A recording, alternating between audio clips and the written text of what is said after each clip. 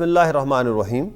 میں ہوں ڈاکٹر محمد ریاض محمود، علامہ Iqbal open university سے، اس کے شعبہ فکر اسلامی تاریخ و ثقافت سے۔ آج کی ہماری گفتگو کا مرکز ہے تاریخ اسلام کا سبجیکٹ، جس کا کوڈ 4931 ہے، یعنی 4931۔ عزیز طلباء، جیسا کہ آپ جانتے ہیں کہ تاریخ اسلام جو ہے وہ مسلمانوں کی علمی، سیاسی، مذہبی، سماجی، اخلاقی تاریخ کے بیان کے حوالے سے بڑی اہمیت رکھتا ہے، اور مسلمانوں کی تاریخ اور تہذیب کا جو بیان ہے وہ تاریخ اسلام کا مرکزی موضوع ہے۔ جو قومیں اپنی تاریخ سے نہیں سیکھتی ہیں وہ ناکامی کا منہ دیکھتی ہیں، اس لیے مسلمانوں کی علمی تاریخ میں اور مسلمانوں کی سیاسی تاریخ میں تاریخ اسلام کے نام سے جو سبجیکٹ متعارف کروایا گیا ہے وہ بڑی اہمیت کا حامل ہے۔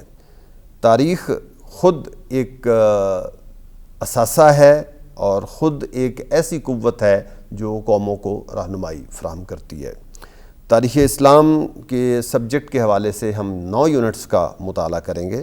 آج اس حوالے سے ہماری پہلی علمی نشست ہے، اور 9 یونٹس میں ہم سیرت طیبہ اور خلافت راشدہ اور بنو امیہ، بنو عباس، مسلم اسپین، خلافت عثمانیہ، بر صغیر کا مسلم عہد اور معاصر مسلم دنیا سے متعلق یونٹس کا مطالعہ کریں گے۔ آج ہماری گفتگو پہلے یونٹ سے متعلق ہے، جو کہ مطالعہ سیرت سے متعلق ہے۔ رسول اللہ صلی اللہ علیہ وسلم کی سیرت مسلمانوں کے لیے اسوہ حسنہ کی حیثیت رکھتی ہے۔ آپ کے اخلاق کریمانہ ساری انسانیت کے لیے رہبر و رہنما ہیں، اور نبی صلی اللہ علیہ وسلم کی سیرت کا مطالعہ ہر مسلمان کی علمی اور مذہبی اور سماجی اور اخلاقی ضرورت ہے۔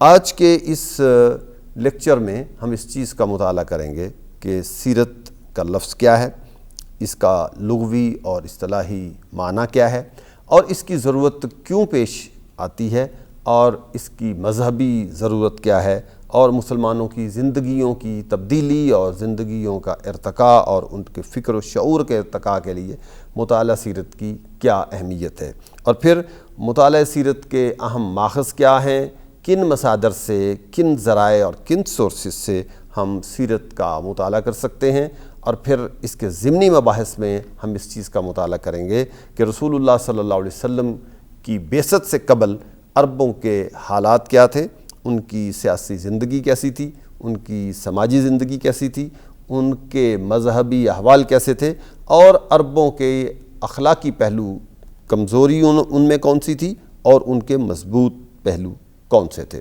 سب سے پہلے ہم دیکھتے ہیں کہ سیرت سے کیا مراد ہے۔ سیرت رسول اللہ صلی اللہ علیہ وسلم کے احوال کا مطالعہ ہے۔ نبی صلی اللہ علیہ وسلم سے متعلق جتنی چیزیں ہیں، خواہ وہ حدیث کی شکل میں ہیں، خواہ وہ قرآنی مباحث ہیں، خواہ وہ تاریخ کی کتابوں میں آپ کے تذکرے ہیں، وہ تمام میٹیریل جو ہے وہ کولیکٹیولی سیرت طیبہ کا درجہ رکھتا ہے۔ ہم دیکھتے ہیں کہ مسلمانوں نے شروع سے ہی سیرت کے احوال کو ریکارڈ کرنا شروع کیا۔ ابتدائی جو کتب سیرت ہیں وہ مغازی کے نام سے سامنے آئیں۔ مغازی سے مراد جنگی حالات کا مطالعہ ہے۔ رسول اللہ صلی اللہ علیہ وسلم نے جن جنگوں میں شرکت فرمائی انہیں ریکارڈ کیا گیا۔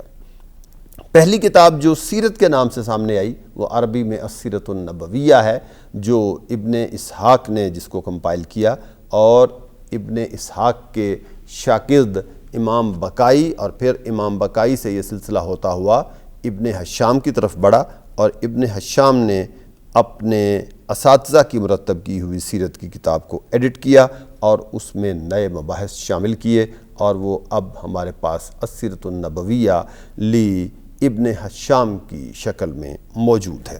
سیرت کے مختلف ماخذ ہیں، تاریخ کی کتابیں ہوں، تمدن کی کتابیں ہوں، علمی ارتقاء کی کتابیں ہوں، یا براہ راست قرآن مجید کا مطالعہ ہو، یہ وہ تمام سورسز ہیں جن سے ہم سیرت طیبہ کی معلومات حاصل کر سکتے ہیں۔ رسول اللہ صلی اللہ علیہ وسلم آخری نبی ہیں، سلسلہ نبوت کے کمال اور جمال پر فائز ہیں۔ قیامت تک آپ کی رہنمائی انسانیت کی کامیابی کی ضمانت ہے۔ آپ ختم نبوت کے صدقے ساری انسانیت کے لیے نبی ہیں۔ آپ کی نبوت جو ہے وہ تمام زمانوں کے لیے ہے، تمام علاقوں کے لیے ہے، تمام زبانیں بولنے والوں کے لیے ہے۔ آج کی ہم اس نشست میں یہ دیکھیں گے کہ مطالعہ سیرت کیوں ضروری ہے۔ تفہیم قرآن کے لیے ہمیں سیرت سے رہنمائی لینا پڑتی ہے۔ اگر ہم اپنی سماجی زندگی میں کامیاب ہونا چاہتے ہیں اور اپنے سماجی معاملات کو بہتر کرنا چاہتے ہیں، اپنے فیملی معاملات کو بہتر کرنا چاہتے ہیں، اپنے اداروں کو استحکام بخشنا چاہتے ہیں اور اپنی اخروی زندگی کے لیے تیاری کرنا چاہتے ہیں اور اپنے تقویٰ کے معیار کو بہتر کرنا چاہتے ہیں اور ہم اپنی سیاسی صورتحال میں میرٹ پہ رہنا چاہتے ہیں، ہم ٹرانسپیرنٹ رہنا چاہتے ہیں، ہم عدل اور مساوات اور سادگی کو اختیار کرنا چاہتے ہیں، ہم ان چیزوں کو اختیار کرنا چاہتے ہیں جن سے اللہ خوش ہوتا ہے، تو اس کے لیے ہمیں سیرت کا مطالعہ کرنا پڑتا ہے۔ اور سیرت کا مطالعہ ثواب کے لیے بھی ہے اور سیرت کا مطالعہ مادی ترقیوں کے لیے بھی ہے اور سیرت کا مطالعہ اس زندگی کے لیے اور اخروی زندگی کے لیے بھی سیرت کے مطالعہ کی اپنی افادیت ہے۔ اور پھر جب نبی صلی اللہ علیہ وسلم کے احوال کا ہم مطالعہ کرتے ہیں تو آپ کی زندگی کے مختلف فیزز کا مطالعہ بہت ضروری ہے۔ آپ کی مکی زندگی، اور مکی زندگی میں بھی کئی فیز ہیں۔ آپ کا بچپن ہے اور بچپن سے قبل زمانہ جاہلیت کے حالات ہیں کہ زمانہ جاہلیت میں عربوں کا سیاسی اسلوب کیا تھا اور ان کی مذہبی حالت کیا تھی، مذاہب کون کون سے موجود تھے، اس کا مطالعہ بھی ہم اس یونٹ میں کریں گے۔ اس وقت مجوسیت موجود تھی، اس وقت یہودیت کے آثار موجود تھے، اس وقت مسیحیت موجود تھی اور مذہب اور عقیدہ کے معاملے میں اس وقت مشرکین بھی موجود تھے جو بت پرستی کرتے تھے اور اللہ کے علاوہ دوسری چیزوں کو خدا سمجھتے تھے۔ اور پھر اس ضمن میں ایک اہم طبقہ حنفاء کا ہے، ان لوگوں کا ہے جو دین ابراہیمی پر قائم تھے۔ ایسے لوگ بھی مکہ میں موجود تھے۔ رسول اللہ صلی اللہ علیہ وسلم کے احوال کے مطالعہ سے قبل یہ ضروری ہے کہ ہم اقوام عالم کی سیاسی صورتحال پر بھی نظر کریں۔ اس وقت سیاست میں ہمیں روم نظر آتا ہے، اس وقت سیاست میں ہمیں ایران نظر آتا ہے اور ہندوستان کی صورتحال کے ساتھ ساتھ ہمیں چین کی صورتحال بھی نظر آتی ہے۔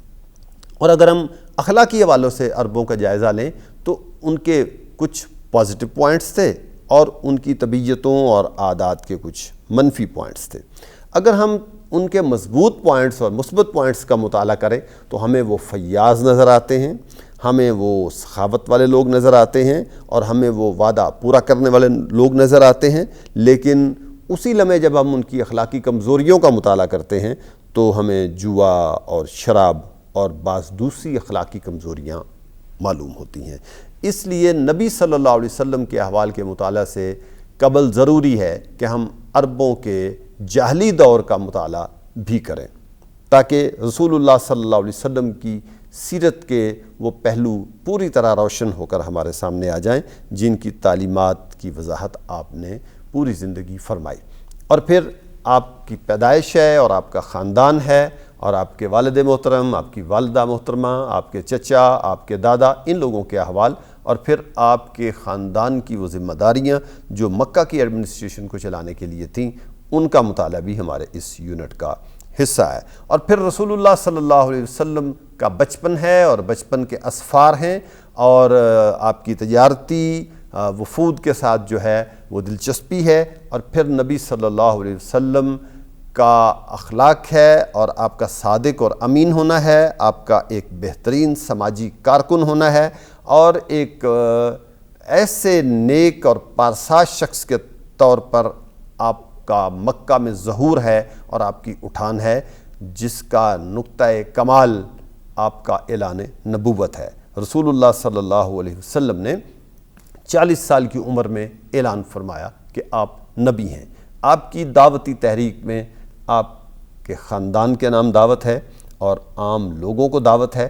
اس میں حضرت علی کا رول کیا ہے اور اس میں آپ کی زوجہ محترمہ ام المومنین سیدہ خدیجہ الکبریٰ کا رول کیا ہے اور ابتدائی مسلمانوں میں زید بن حارثہ اور حضرت ابوبکر صدیق رضی اللہ تعالی عنہ کا کیا کردار ہے، یہ مباحث سیرت کے مطالعہ میں بڑی اہمیت رکھتے ہیں۔ اور پھر نبی صلی اللہ علیہ وسلم کے اوپر وہ مظالم ہیں، وہ مشکلات ہیں جو آپ کو فیس کرنا پڑی، اور اہل مکہ نے جن مشکلات سے آپ کو دوچار کیا، اور نبوت کے فرائض میں رکاوٹ ڈالنے کے لیے جن لوگوں نے کوششیں کیں، ان کی وجوہات اور ان کے اسباب کا مطالعہ بھی اس یونٹ میں شامل ہے۔ ہم سمجھتے ہیں کہ رسول اللہ صلی اللہ علیہ وسلم کی مکی زندگی کے بعد مدنی زندگی کی اہمیت ہے، جس میں آپ کے غزوات ہیں، آپ کی فتوحات ہیں، اور آپ کے معاہدات ہیں، آپ کے مکتوبات ہیں، آپ کی دعوتی سرگرمیوں میں خطبہ حجۃ الوداع کی بڑی اہمیت ہے، آپ کے اخلاق کریمانہ کا مطالعہ ہم سیرت طیبہ کے عنوان سے جب کرتے ہیں تو ہم آپ سمجھتے ہیں کہ انسانیت کو آپ پر فخر ہے، آپ خاتم النبیین ہیں اور انسان کامل ہیں۔ میں اسی بحث کے ساتھ اجازت چاہوں گا، اور پہلے یونٹ کے چند اہم مباحث کی طرف ہم نے توجہ کی ہے۔ انشاءاللہ نئے پروگرام میں نئے عنوان کے ساتھ حاضر ہوں گے۔ اجازت دیجیے ڈاکٹر محمد ریاض محمود کو، اور انشاءاللہ تعلیم و تربیت کا اور تدریس کا یہ سلسلہ چلتا رہے گا۔ بہت شکریہ۔